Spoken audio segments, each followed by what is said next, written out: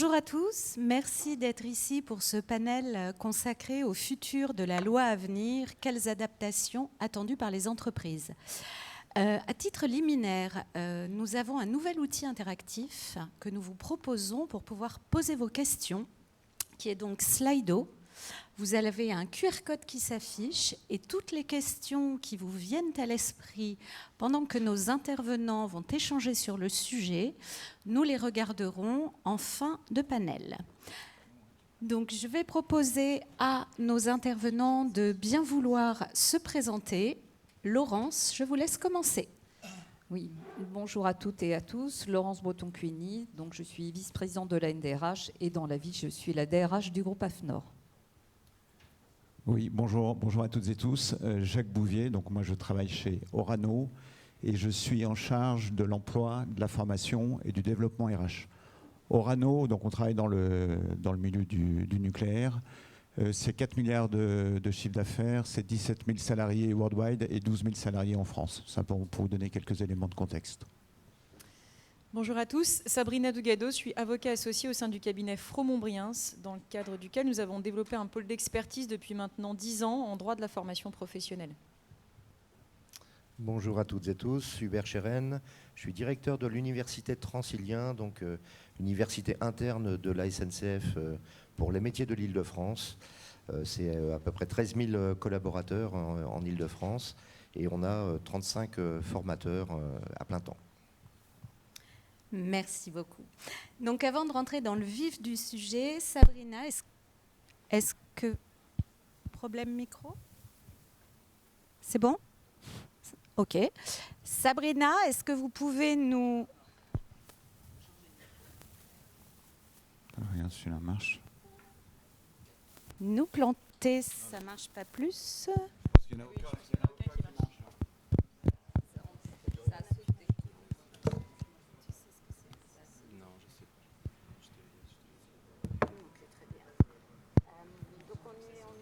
On peut essayer de parler très fort.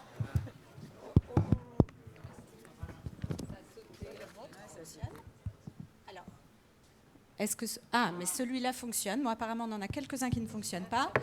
Celui-là. C'est bon, c'est revenu.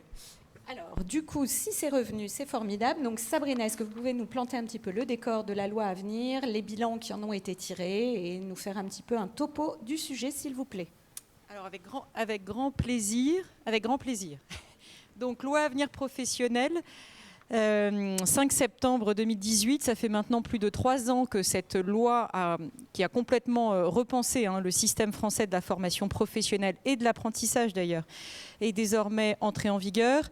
Avec cette loi, on a plus d'une 50aine de textes réglementaires d'application, ne serait-ce que sur le seul volet de la formation professionnelle. Oh là, il y a une montée en puissance du son. C'est également plus d'une centaine d'accords de branche qui ont été négociés depuis dans le prolongement de cette loi, puisqu'elle a quand même eu un impact significatif sur finalement la négociation collective en matière de formation professionnelle au niveau des branches. Et c'est également un bilan désormais qui a été fait à la fois par les partenaires sociaux, mais aussi par le législateur, puisqu'on a eu tout récemment, fin janvier dernier, un rapport parlementaire. Je vais parler plus fort, vous m'entendez ? Voilà. Un rapport parlementaire qui est venu faire un premier bilan de cette loi. Alors peut-être quand même se dire que la loi de 2018, elle s'inscrit quand même dans le prolongement de la réforme de 2014. Ça, c'est quand même important de le dire. Et on est clairement dans une logique où on cherche à responsabiliser davantage les entreprises sur le terrain social en supprimant, depuis 2014, l'imputabilité fiscale de vos dépenses de formation. Et corrélativement, ça a été contrebalancé par davantage de responsabilités sur le terrain social. Et ça a notamment fait place à l'entretien professionnel et les obligations qui en ont découlé. Mais aussi des partis pris par les pouvoirs publics sur certains dispositifs de formation. L'apprentissage considéré comme un axe prioritaire sur le terrain de l'insertion professionnelle. Et donc très clairement, la loi de 2018 a posé les jalons pour en faire un axe prioritaire. Et très clairement, on l'observe aujourd'hui, il y a un développement très significatif de l'apprentissage en France. Et de la même façon, peut-être dans une moindre mesure en termes de masse financière, le CPF, le compte personnel de formation, est un dispositif de formation, là aussi, qui était le deuxième axe très important, le deuxième axe phare de cette loi de 2018. Alors, côté partenaires sociaux, on a eu un accord cadre national interprofessionnel qui a été négocié en octobre 2021 pour venir nous dire un peu quels enseignements en tiraient les partenaires sociaux au niveau interprofessionnel. C'est un accord qui a été signé par la plupart des organisations syndicales représentatives au niveau interprofessionnel. Je dis la plupart parce qu'on n'a pas eu l'unanimité sur cet accord. Quoi qu'il en soit, ce qui est intéressant, c'est d'observer que les partenaires sociaux, globalement, ont un regard très positif sur l'apprentissage, l'alternance, un regard positif sur le CPF, avec quand même des propositions de réajustement pour recentrer peut-être le CPF davantage sur des formations certifiantes, c'est-à-dire des formations qui préparent à des certifications qui correspondent à des métiers, donc plutôt focales posées sur le RNCP, les partenaires sociaux étant un peu plus dubitatifs sur les certifications enregistrées dans le répertoire spécifique et les autres formations éligibles au CPF de type action de formation, création, reprise d'entreprise et permis de conduire, considérant par rapport à ces formations-là qu'il y a peut-être quelque part une forme de dévoiement autour du CPF et l'objectif de sécurisation des parcours professionnels qui n'est pas forcément atteint dans ce cadre-là.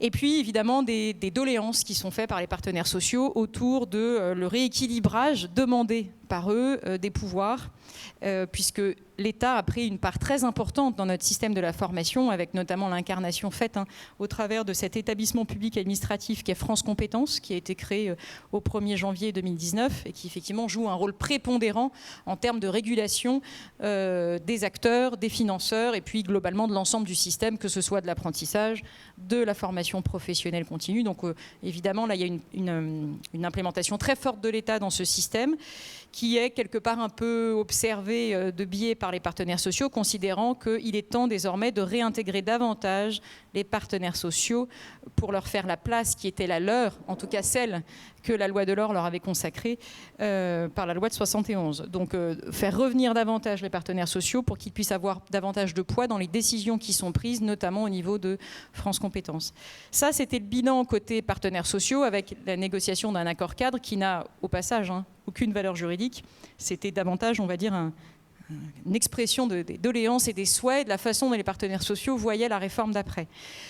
Côté parlementaire, c'est intéressant, on a eu un rapport d'information qui a été rendu public, présenté à l'Assemblée nationale fin janvier dernier, qui lui aussi fait un certain nombre d'observations.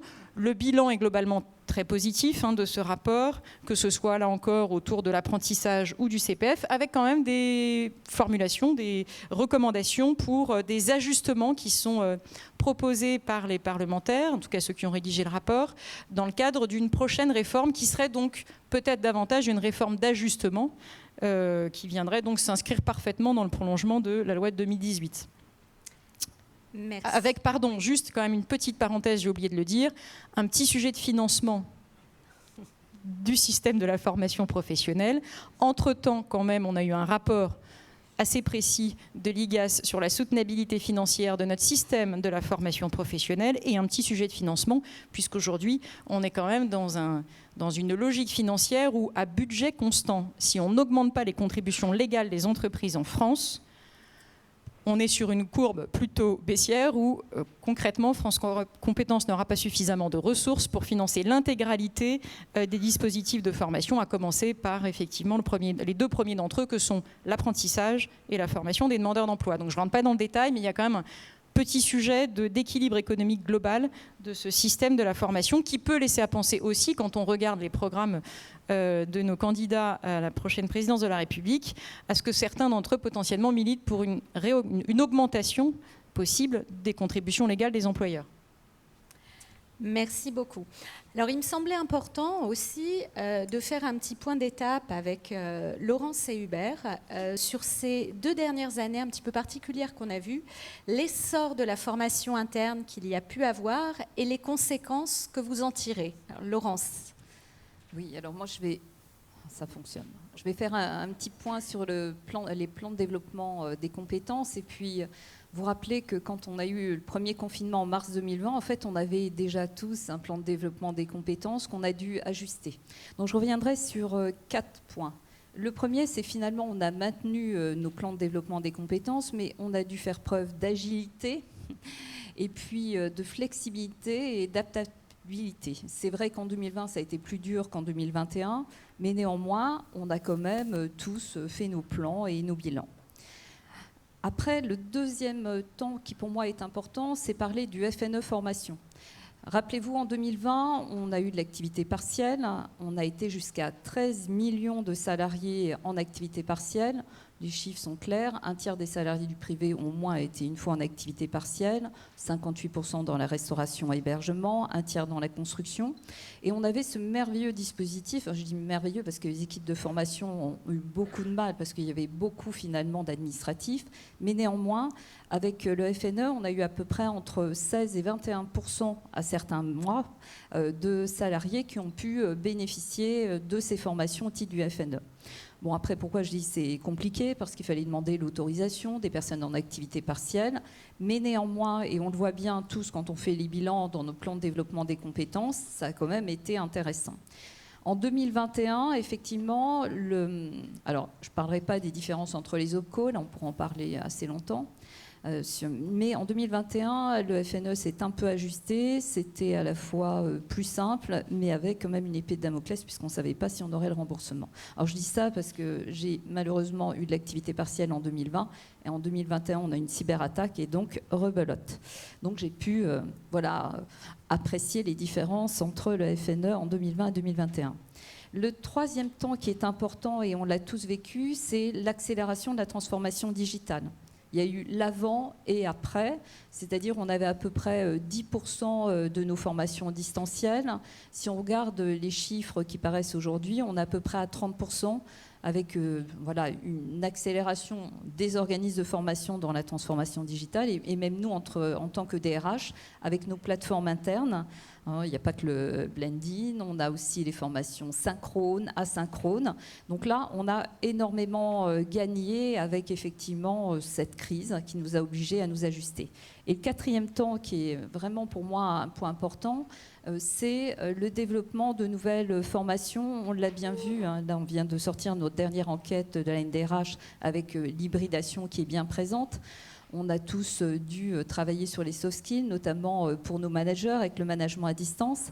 Mais c'est aussi un enjeu très fort sur le numérique, puisqu'on se rend compte que maintenant, pour nos salariés, il y a un avant et un après, et on a dû mettre un coup d'accélération. Voilà, en tout cas, les 4 temps que je retiendrai sur ces plans de développement des compétences. Merci. Hubert, au Transilien. Alors, pour compléter un petit peu ce qui vient d'être dit, effectivement, je vais vous faire part un peu du retour d'expérience qu'on a, nous, sur les 2 dernières années. Alors, c'était déjà un peu avant la crise, on commençait à voir apparaître une forme de digitalisation d'un certain nombre de formations, mais pas de baisse particulière du présentiel. C'était plutôt du blended learning avec des phases de digitalisation en amont, en aval ou à l'intérieur de séquences de présentiel qui commençaient à monter en puissance. Et puis effectivement, la crise nous a obligés aussi à revoir un petit peu nos modes de fonctionnement, les différents protocoles sanitaires qu'on a été obligés d'appliquer dans nos salles. Forcément, ça a réduit de manière assez drastique les formations présentielles, notamment pendant la première phase, qui était vraiment une phase de confinement. Ce qu'on a pu voir, c'est quand même que pendant cette période-là, les salariés ont continué à s'auto-former avec tous les modules qui étaient à disposition sur notre plateforme LMS, mais même en dehors, avec des MOOC gratuits, avec des choses qu'ils trouvaient sur Internet. Il y a eu quand même beaucoup de formations et de la formation même en dehors du temps de travail. Ça, c'est assez intéressant. Quand on regarde un petit peu les chiffres, on voit que les taux de connexion ne se font pas forcément spécifiquement sur le temps de travail. Alors, on a augmenté, bien évidemment, nous, nos formations aussi en distanciel. Et on a une particularité, c'est qu'une grosse partie de nos salariés, leur outil de travail, c'est le smartphone. En tout cas, tous nos salariés qui sont en contact clientèle. Donc on a été obligé de faire des modules de formation plutôt micro-learning, avec des temps très courts, avec des progressions de parcours de 7 ou 8 modules sur des temps de 10 minutes. Et ça, c'est consommé assez facilement et ça marche bien. On voit aussi qu'on a un engagement qui est quand même assez important de nos apprenants sur ces formes d'apprentissage. Ça nous a permis aussi d'être un tout petit peu innovant dans la façon dont on concevait aussi certaines formations présentielles. On a une problématique particulière, c'est que pour dégager du personnel pour venir en formation, c'est toujours compliqué pour les commandes du personnel, il faut tenir les postes. Et donc, ça nous a permis d'être un petit peu innovants sur la façon de le faire. On a créé des micro-learning qu'on fait en amont de la formation, qui sont plutôt des prérequis. Et on fait des séquences de présentiel plus courtes, hors pointe. C'est-à-dire que l'équipe du matin, elle aura fait son e-learning avant de venir travailler. Elle va faire la pointe du matin et ensuite on va les dégager pendant 2 heures plutôt de creux dans la production pour venir faire un module de présentiel. Et on fait l'inverse pour la pointe du soir, c'est-à-dire que les salariés vont commencer par la formation et ensuite ils vont aller sur le terrain pour faire la pointe. Voilà. Bien. Merci beaucoup. Donc, comme on l'avait évoqué, il y a, à titre liminaire avec Sabrina, il y avait vraiment 2 points forts à retenir de cette loi à venir, qui était le volet apprentissage et le volet CPF.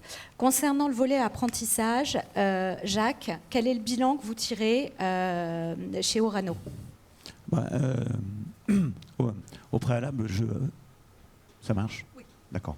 Je confirme, je suis d'accord avec Sabrina. Je trouve que l'apprentissage, c'est une vraie réussite et que la loi a eu un effet catalyseur en fait sur l'apprentissage.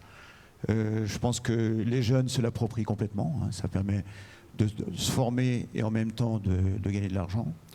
Ça nous a rapproché le monde de l'entreprise et le monde de l'éducation. Et puis le 3e point, moi, que j'observe, et là j'en viens plus spécifiquement à Orano, c'est que le management s'est complètement approprié la politique d'apprentissage. Et ça, c'est un point très important. Moi, je vois, il y a encore 3-4 ans, quand on était au mois de mai, on courait après les offres d'apprentissage dans l'entreprise. Et maintenant, je peux vous dire qu'on est à fin mars et qu'on a 90% des offres d'apprentissage qu'on va proposer sur le marché.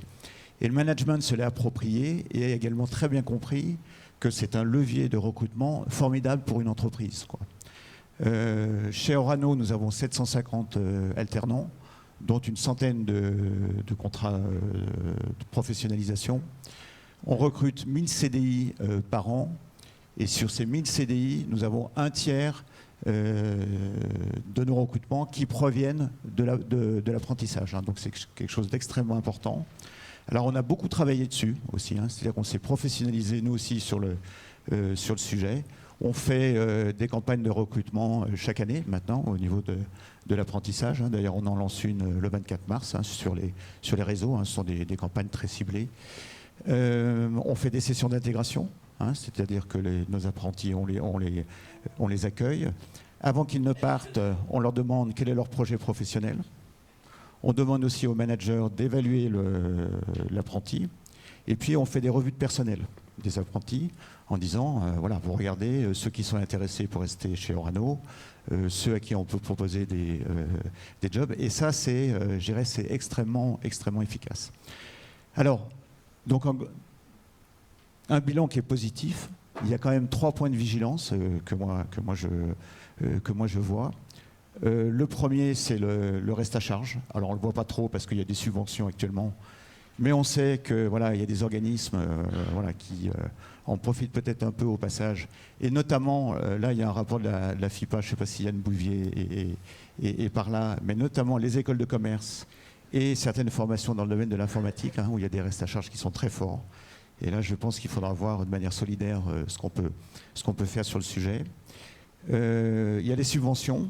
Alors je pense que pour les grandes entreprises, si les subventions disparaissent, Voilà, ça ne va pas changer et on continuera à investir beaucoup dans l'apprentissage. Par contre, il faut se poser la question des PME, et donc peut-être se poser la question du maintien des subventions pour les PME. Et puis, il y a aussi, très important, c'est la philosophie de l'apprentissage, quoi. Et c'est très important que l'apprentissage reste focalisé sur les métiers des entreprises et les métiers du futur. Moi, je vais juste donner 2 exemples. Alors, vous ne serez peut-être pas d'accord avec moi, hein, mais j'ai vu qu'il y avait un Master 2 en apprentissage dans le domaine de la philosophie. Alors, moi, j'aime bien la philosophie, mais je ne sais pas si c'est vraiment l'essence de l'apprentissage que de financer ces formations. Et deuxième exemple, et je suis volontairement un peu provoque, hein, on continue à former 80 000 assistantes par an. Alors, soit par l'apprentissage, soit sans l'apprentissage. Et moi, je suis à peu près convaincu que dans 15 ans, c'est un métier qui n'existera plus, quoi. Donc, arrêtons aussi de former sur des formations qui ne débouchent pas sur des métiers à moyen terme. Merci. Hubert, votre sentiment ? Alors à la SNCF, il y a une tradition d'apprentissage, hein, c'est pas nouveau. On a 2 formes d'apprentissage, l'apprentissage classique et l'apprentissage piloté. Donc on prend des apprentis dans tous les métiers de l'entreprise. L'avantage sur l'apprentissage piloté, c'est qu'on travaille donc avec un CFA ferroviaire, et que ça nous permet effectivement d'être une source de recrutement de nos apprenants, puisque là, sur l'année dernière, on a encore augmenté notre taux de recrutement. On a 702 recrutements, dont 514 en CDI, qui sont issus directement de l'alternance. Ça représente quand même 13% de nos recrutements CDI. Alors c'est beaucoup sur à la fois des métiers de relations clients, mais aussi les métiers un peu plus spécifiques pour le matériel. Ça tourne sur l'électrotechnique, ça peut être la chaudronnerie, ça peut être la sellerie, hein, pour réparer les sièges des rames. Et donc voilà, il y a une vraie tradition autour de ça. Et puis là, on est en train de se tester un petit peu sur des nouveaux contrats de pro qui sont en train d'être mis en place. Il y avait un contrat de pro expérimental qui se termine, je crois, cet été, sur lesquels certaines branches de la SNCF s'étaient un petit peu testées. Et à partir de cet été, c'est remplacé par le contrat de professionnalisation visant une classification de branche. Voilà. Donc là, ça nous permet, sur certains métiers, d'aller directement sur ces contrats de pro spécifiques. Très bien, merci. Donc, autre sujet clé de cette loi à venir, le fameux CPF. Tout le monde en a entendu parler, tout le monde a été sollicité, voire sursollicité. Laurence, est-ce que vous avez quelques éléments clés de la NDRH sur le CPF ? Alors, désolé, on n'a pas fait d'enquête sur le CPF. On ne peut pas faire, on vous parlera de l'enquête qu'on a fait quand même sur la loi d'avenir professionnel. Mais on a fait un webinaire avec Sabrina et quand même rappeler quelques points qui sont importants pour nous. C'est effectivement l'utilisation du CPF, même si nous, en entreprise, on ne le connaît pas toujours. Hein. Quelques chiffres quand même. En 2020, c'est pratiquement 1 million de formations, 984 000. C'était 500 000 l'année précédente. On note quand même une amélioration puisque maintenant on peut directement avoir son conseiller en évolution professionnelle. Bon, bien sûr, on a attiré l'attention sur les arnaques. On a tous, j'imagine, communiqué sur le sujet dans nos organisations. Voilà, et l'intérêt d'avoir l'extranet qu'on attendait tous pour l'abondement. Rappelez-vous comment on faisait pour abonder les formations, c'était un peu particulier. Voilà. Maintenant, ce qu'on remarque effectivement, c'est la question des fournisseurs et le travail qui est réalisé entre la Caisse des dépôts et consignations et les OPCO. Je ne sais pas si vous avez tous, en tout cas, téléchargé l'application. C'est très intéressant parce que c'est là où on voit qu'il y a pas mal d'accords de branche qui ont des signatures avec la Caisse des dépôts et consignations, ce qui est intéressant. Je ne suis pas sûre que tout le monde le suive. Et puis, un point intéressant que j'ai découvert dans ce webinaire qui a eu lieu au mois de décembre dernier, je ne sais pas si vous étiez au courant, mais dans le cadre de France Relance, quand on fait des formations dans le domaine du numérique, eh bien, pour le reste à charge, on peut bénéficier jusqu'à 1 000 €. Donc c'est vrai que parfois on se rend compte qu'on ne sait pas tout, c'est vrai que c'est important. Maintenant sur le focus des entreprises, c'est intéressant de voir les différents types de dotations Donc on fait tous des dotations soit supplémentaires, certains d'entre vous les font par accord, avec cette problématique de savoir finalement combien y a-t-il sur le compte CPF des salariés. Et puis, je n'ai pas les chiffres, mais peut-être que certains, ou Sabrina les a, c'est ce qu'on appelle la dotation corrective, c'est-à-dire pour ceux qui, effectivement, n'ont pas respecté la règle pendant les entretiens professionnels, la règle des 6 ans. Un certain nombre de personnes ont dû ajouter 3 000 € sur les comptes. Et puis, enfin, ne pas oublier les droits qui sont ajoutés dans le cadre des accords de performance collective. Et moi, je ferai juste un petit point sur le CPF de transition.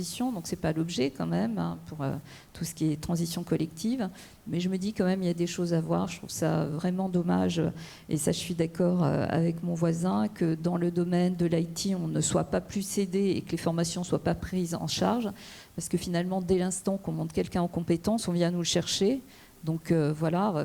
Donc c'est des formations qui devraient bénéficier à tous, donc il faudrait trouver des systèmes effectivement plus intéressants que la prise en charge jusqu'à 1 000 €, parce que ce sont des formations excessivement onéreuses et que dès l'instant qu'on a monté quelqu'un en compétence, au bout de 2-3 ans, il part. Et ça, vous le savez tous, que ce soit en cyber et autres, on a tous les mêmes problèmes. Voilà un petit point sur ce CPF, mais voilà, et bien entendu, on verra sur notre bilan de notre enquête la question des financements à terme. Sabrina, sur le... Alors sur le CPF, j'avoue que je partage bien volontiers vos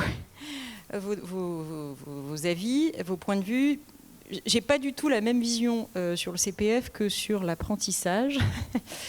Concrètement, sur le CPF, maintenant, toutes les parties prenantes sont on est en mode run, c'est-à-dire que le CPF a connu évidemment un essor extraordinaire. Très clairement, c'est un dispositif là qui est très significativement mobilisé désormais par d'individus, salariés, travailleurs indépendants. C'est énervant. Bon, je vais parler plus fort. Quand même, ce qu'on peut observer, et d'ailleurs au demeurant, que ce soit les financeurs paritaires, les OPCO, qui accompagnent beaucoup à la fois les entreprises et les salariés sur l'appropriation de ce dispositif-là, mais aussi la Caisse des dépôts et consignations, qui a fait un travail énorme sur l'alimentation de leur plateforme, le développement de fonctionnalités, qui fait qu'aujourd'hui, on a quand même un produit de sortie qui fonctionne. Objectivement, on est sur quelque chose qui fonctionne, qui est mobilisable, un catalogue de formation qui est... assez impressionnant et une plateforme qui est tout à fait fonctionnelle. Après, sur la finalité du CPF, toujours pas.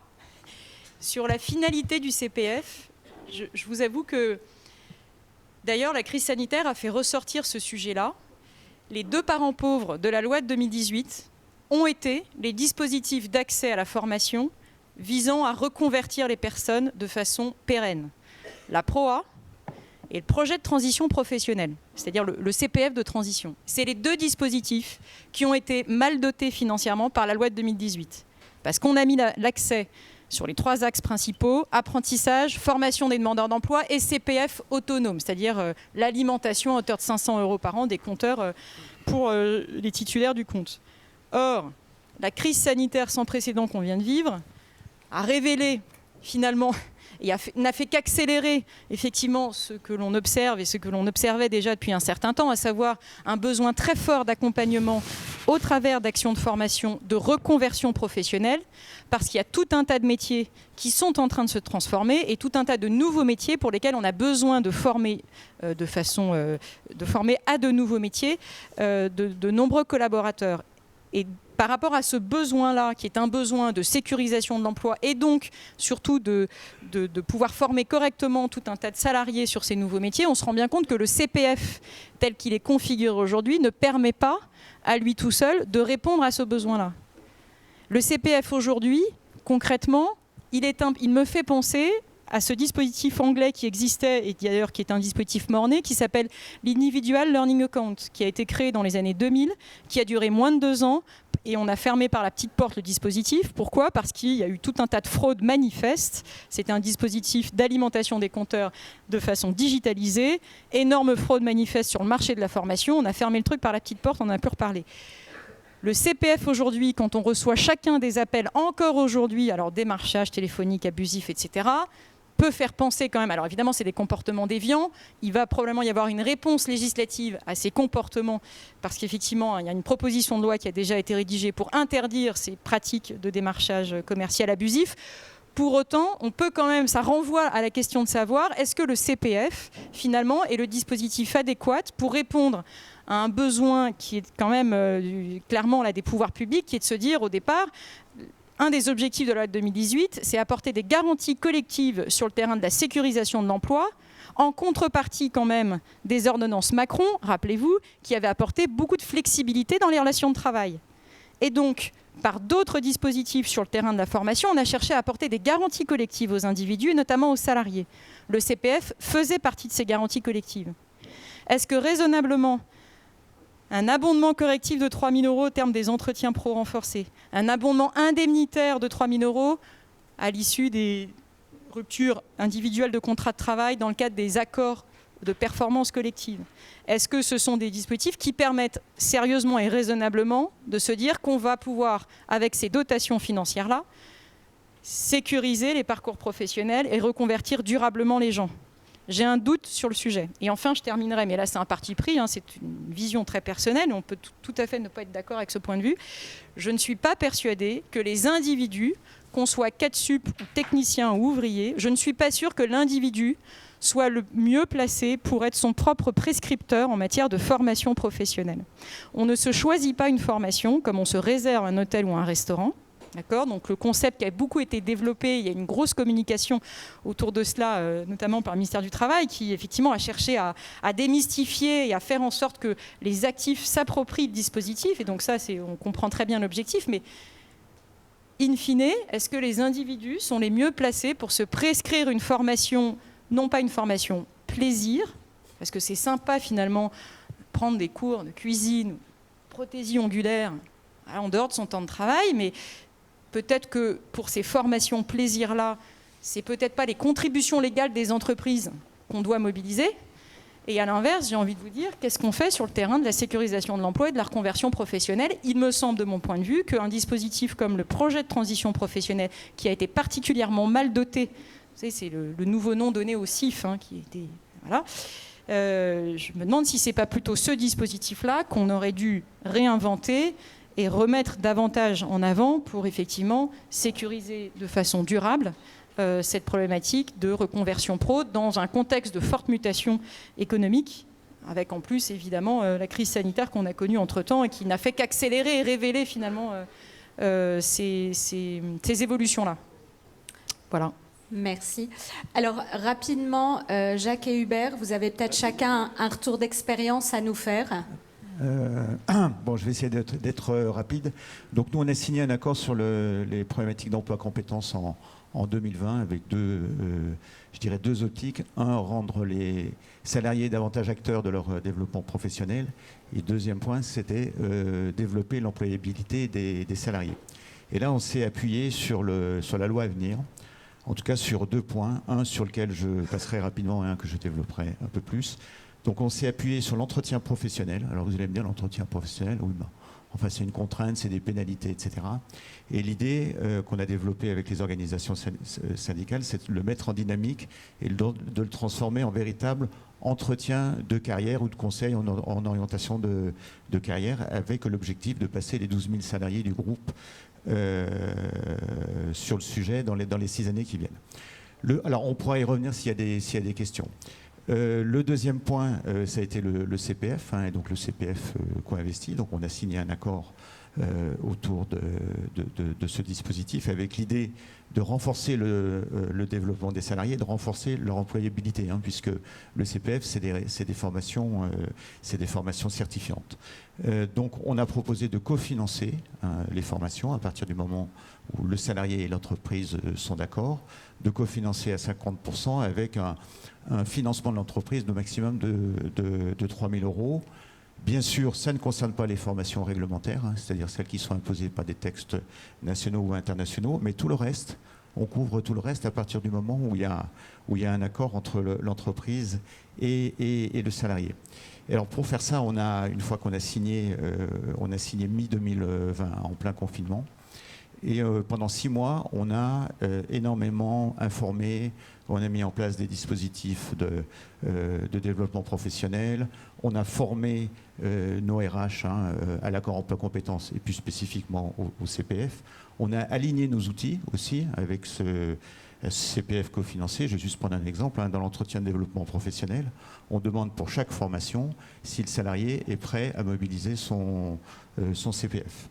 Donc on avait un objectif en 2021, donc on a maintenant une année de recul, de faire 500 CPF dans l'année, cofinancés, donc on en a fait 420. On a eu, alors la CDC, la Caisse des dépôts, qui gère tout ça, elle fait un travail très très important, mais c'est vrai qu'au départ, la CDC ne savait pas gérer des CPF co-investis. Donc on est parti quasiment de zéro à mi-2020 avec eux. Et puis il a fallu mettre en place un processus qui n'est pas le processus qu'on attendait d'ailleurs et qu'on attend toujours. C'est-à-dire que c'est le salarié qui s'inscrit. Actuellement, c'est le salarié qui s'inscrit auprès de l'organisme de formation et l'entreprise cofinance sur le compte personnel de formation de l'intéressé. Et nous, ce qu'on attend, c'est de pouvoir inscrire le salarié directement auprès de l'organisme de formation et puis après le salarié cofinance. L'autre point qui est très important, et je reviens sur la notion de conseil, c'est qu'en faisant ça, on a une grosse action de conseil auprès des salariés sur l'utilisation de leur CPF, alors conseil qualitatif, et puis on les aide également au niveau de l'inscription, enfin du processus, etc. Ce qui augmente pas mal d'ailleurs la charge administrative. Ça c'est un commentaire parallèle. Alors, quand on regarde sur les formations, parce que ce qui est important aussi, c'est de savoir finalement en quoi et sur quoi ces salariés se sont formés, il y a à peu près 20% des salariés qui sont formés sur les langues, la bureautique. Et le reste, c'est vraiment sur nos cœurs de métier, radioprotection, soudage, management, sécurité. Donc vraiment, retenez ça à peu près 80-20 avec des formations certifiantes. On a un objectif de 1000 CPF à partir de l'année prochaine, donc là il va falloir passer à la dimension supérieure. Donc on va relancer un plan de communication là, dans les semaines qui viennent, en l'accent aussi, parce que le financement est important, sur le fait que ceux qui travaillent, qui ont à peu près 10 ans d'ancienneté en tant que salariés et qui n'ont jamais utilisé leur DIF ou leur CPF, dès 2023, ils vont avoir un CPF qui va être plafonné à 5 000 €. Donc ils ont tout intérêt, dans le cadre d'un cofinancement, c'est ce qu'on va leur dire, tout intérêt à avoir des actions cofinancées. Et puis dernier point, et je passe la parole à Hubert, il y a trop d'organismes qui ont attaqué le marché, donc là il faut voir comment on peut essayer d'assainir ça. Et puis moi je suis toujours en attente. 10 minutes. Je te passe la parole, Hubert. Je reprendrai après ça. En tout cas, je suis content de voir que chez Orano, ça fonctionne. Parce que moi, je suis beaucoup plus critique sur le CPF, comme je l'étais d'ailleurs sur le DIF. Aujourd'hui, mais c'est peut-être aussi une question de sémantique. Quand on dit compte personnel ou quand on dit congé individuel, les gens se disent c'est à moi, c'est mon droit à la formation, j'en fais ce que j'en veux. Et puis, je vais même économiser. Donc, on met des noisettes de côté de formation, comme on le ferait pour de l'épargne, quoi. Et j'attends que mon compte y soit plein parce que comme ça, je pourrais me payer des meilleures formations. Donc, on a beaucoup de mal à faire utiliser finalement le compte CPF par les salariés. Donc, effectivement, il faut une politique volontariste pour les aider à comprendre en quoi c'est intéressant, parce que de toute façon, à un moment, c'est plafonné. Il faut effectivement des accords d'entreprise pour essayer de favoriser cette utilisation. Et quand il n'y a pas d'accord d'entreprise, il faut la volonté du manager. Sur l'université Transilien, ce qu'on a fait, c'est que j'ai proposé une VAE collective à tous les formateurs de l'université. Ils ont utilisé leur compte CPF. On a abondé quand il manquait un petit peu pour obtenir un titre RNCP de formateur d'adultes. Et ça a bien fonctionné. Mais là, on est vraiment sur de la conviction individuelle et pour convaincre de l'utilisation du CPF. Merci. Laurence, tout à l'heure, vous avez évoqué l'enquête ANDRH sur la loi à venir. Donc, quels sont les points clés de cette enquête et que ressort-il dans le but d'adaptation et d'ajustement à opérer ? Alors, c'était dans le cadre de notre enquête Agenda Social. Alors, je vais retenir 4 chiffres. 74% d'entre nous pensent qu'une réforme de la formation professionnelle est nécessaire. 69% attendent de la réforme une simplification des processus et dispositifs. 58% attendent une meilleure prise en charge et 53% attendent une meilleure visibilité sur les dispositifs existants. Donc on voit bien les points. Et puis quelques inquiétudes, le financement de la formation professionnelle avec France Compétences et puis le fonctionnement des OPCO. Merci. Sabrina, de votre point de vue de praticienne. Alors, il est probable quand même, parce que je l'ai abordé très rapidement, mais quand on lit quand même le rapport d'information parlementaire, il est quand même assez très probablement attendu. D'abord, je voulais évoquer une proposition de loi qui vise à interdire le démarchage abusif autour du CPF. On attend aussi une mesure rectificative et là qui va très certainement être adoptée dans le cadre de la prochaine mandature pour assouplir les règles relatives à la mobilité internationale des apprentis, parce que là on est quand même sur une mesure où il y a quand même un point de blocage qui est purement juridique et l'idée c'est de lever les freins pour favoriser les mobilités longues à l'étranger des apprentis. Et puis un dernier point, c'est vraiment des points très précis que je vous cite, mais parce qu'effectivement ils sont dans les tuyaux, il est très probable qu'on ait une réforme d'envergure sur le régime fiscal en matière de TVA de l'activité de formation en France à partir de 2023 pour se remettre entre guillemets à niveau par rapport à la directive TVA, la directive communautaire. Bon, je ferme la parenthèse, donc ça c'est des points d'ajustement très techniques, effectivement, qui ont été largement évoqués, discutés et qui devraient, à mon sens, être sans trop de difficultés adoptés dans le cadre de cette réforme d'ajustement dont on ne connaît pas encore évidemment le véhicule législatif. Pour ma part, je souhaite, si on devait formuler des vœux, peut-être quand même attendre de cette prochaine réforme dite d'ajustement que des leviers soient introduits pour quand même très sérieusement ajuster et réajuster le tir peut-être sur les dispositifs financiers et quand même avoir une meilleure régulation du système, peut-être en recherchant à pérenniser, parce que finalement quand on observe ce qui s'est passé pendant 2 ans, se dire que les financements publics qui n'étaient pas vos contributions légales, côté employeur, apportées via le FNE Formation, pour répondre à un besoin là qui était purement conjoncturel, lié à la crise sanitaire au travers de ce qu'on appelait le FNE Formation, parce que c'est les fonds publics qui ont été débloqués dans le cadre du FNE, qui ont permis donc d'accompagner et de financer la formation des salariés qui étaient notamment ceux placés en activité partielle.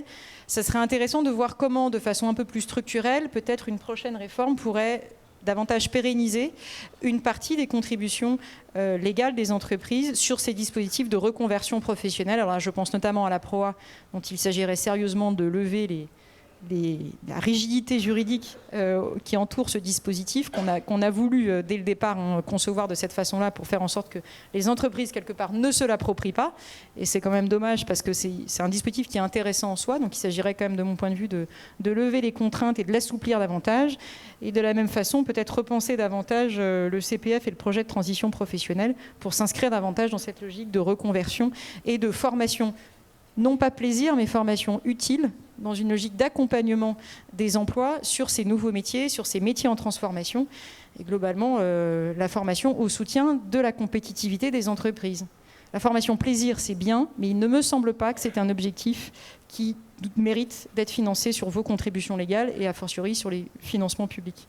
Merci. Alors Jacques, vous aviez 3 suggestions d'amélioration à présenter.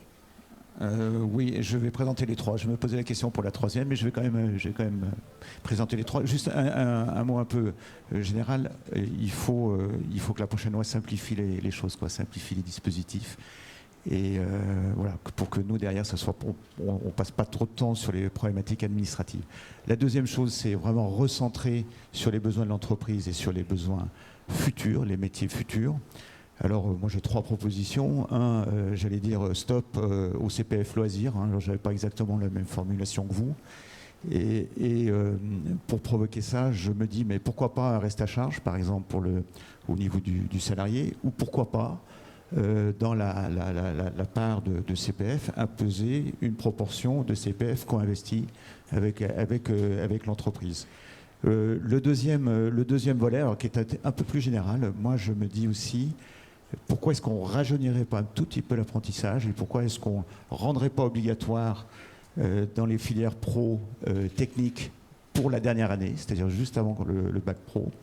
Et la troisième proposition, je pense que c'est un oubli de la loi, de la première loi, c'est de prendre en compte la FEST dans l'apprentissage. La FEST n'est pas reconnue comme modalité de pédagogie dans l'apprentissage, et je trouve ça c'est vraiment dommage, parce que 70% de ce qu'on apprend, on apprend en situation de travail, quoi. Merci. De votre côté, Hubert, un souhait de simplification? Alors évidemment un souhait de simplification, peut-être effectivement aussi un peu plus l'accent mis sur le CPF de transition, là je vous rejoins. Moi j'étais au conseil d'administration de l'UNAGESIF avant que l'UNAGESIF ne disparaisse, puisque la transition du CIF vers le CPF a fait disparaître un certain nombre d'organismes. On voyait passer plus de dossiers et c'était sûrement plus facile de financer à l'époque. Là, j'ai l'impression, enfin en tout cas les retours qu'on en a, c'est que le CPF de transition, il n'y a pas suffisamment de moyens et que du coup, très souvent, voilà, sur le plan financier, c'est pas suivi et donc les salariés sont un peu déçus et ça marche pas très bien. Voilà. Merci. Alors, on va prendre des questions, si elles peuvent s'afficher. Alors, la première, comment sortir de la logique individuelle du CPF pour aller vers une approche collective mobilisable dans le cadre des reconversions professionnelles à venir? C'est pour qui ça? Qui se lance? Ouais, à mon sens, c'est une très juste remarque que je partage pleinement. Et l'idée, ce serait de retravailler le CPF autour du projet de transition professionnelle. Et donc, avec effectivement probablement un CEP en amont et surtout des règles qui changent un peu la donne pour faire en sorte que le CPF puisse être à l'avenir mobilisé dans des logiques de reconversion professionnelle. Donc c'est finalement réinventer et refaire finalement la part belle au projet de transition professionnelle. Parce que c'était vraiment ça l'objectif du CIF. Et puis il y a également les contrats de professionnalisation, parce que les contrats de professionnalisation, ça permet de changer de métier et de reconvertir des gens sur d'autres métiers. Et donc ça, c'est dans le cadre de l'alternance, mais il y a les contrats de professionnalisation. Je pense que les dispositifs existent. Maintenant, voilà, il faut peut-être mieux les promouvoir, peut-être les simplifier un peu, les faire connaître. Très bien. Et on a une question alors, qui reprend un petit peu ce qu'on avait dit, mais s'il y avait une mesure à proposer à un nouveau gouvernement pour améliorer la loi à venir, et je pense que ça sera le mot de la fin, je vous laisserai chacun me donner la mesure à proposer. Alors, Hubert, allez-y. Simplifier. Sabrina. Créer un dispositif d'accès à la formation dédié sur des logiques de reconversion professionnelle. Jacques.